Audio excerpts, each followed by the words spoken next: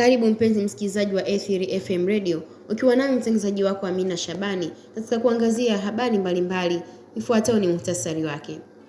Rais Daktari Samia Suluhu Hassan ameziagiza Benki Kuu ya Tanzania BOT pamoja na taasisi za fedha nchini kubuni mifumo rafiki ya utoaji mikopo kwa vijana, wanawake na wajasiriamali wadogo ili kuwainua.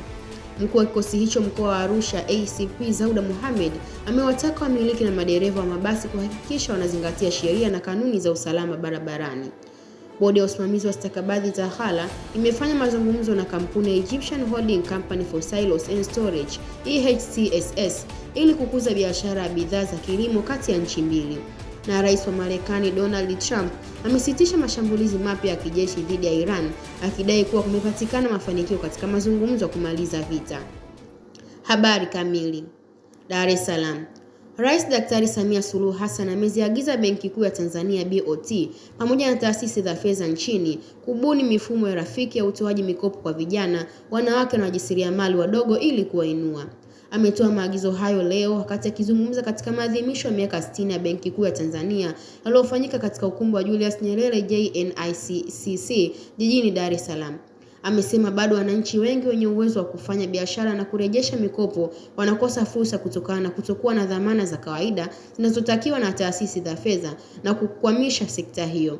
Amesema kuwa mamalishe ambaye hana hati ya nyumba wala gari lakini ana historia nzuri ya kibiashara ya miaka mingi na marejesho mazuri ya fedha anapaswa kuaminiwa na kupewa mkopo. Arusha. Mkuu wa kikosi hicho mkoa wa Arusha ACP Zauda Mohamed amewataka wamiliki na madereva wa mabasi kuhakikisha wanazingatia sheria na kanuni za usalama barabarani. Ametoa kauli hiyo leo katika kikao chake cha wamiliki, mawakala wa mabasi na wanaotoa huduma za usafiri wa abiria ili kuimarisha mikakati ya kuzuia ajali za barabarani mkoani humo. ACP Zauda amebainisha kuwa kutokana na uwepo wa vituo vya mabasi maeneo mbalimbali mkoani humo, kupitia kikao hicho wameweka mpango kazi wa kukagua mabasi hayo kabla ya kuanza safari.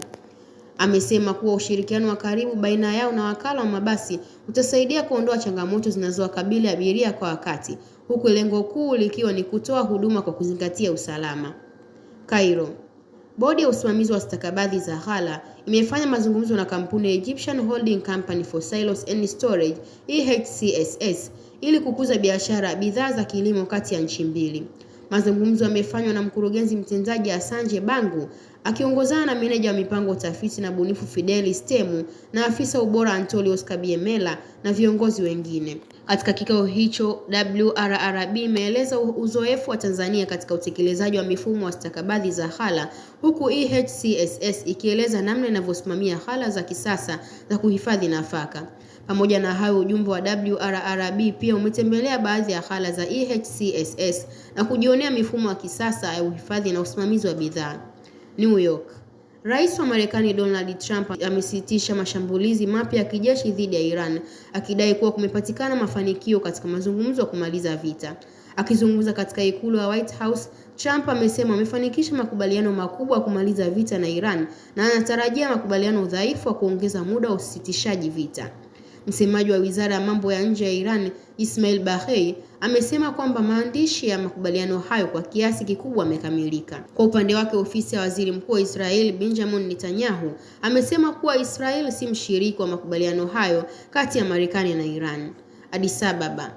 Ethiopia imeidai kwamba wapiganaji wa Tigray kaskazini mwa nchi hiyo wanajiandaa kuanzisha mashambulizi dhidi ya serikali ya shirikisho katika siku zijazo, jambo lililoibua hofu ya kurejea kwa vita. Waziri wa Ethiopia anayeshughulikia masuala ya Afrika Mashariki Getachew Reda na mkuu wa idara ya ujasusi Ridwan Hussein wamesema wanachama wa Tigray wameanzisha mashambulizi hayo.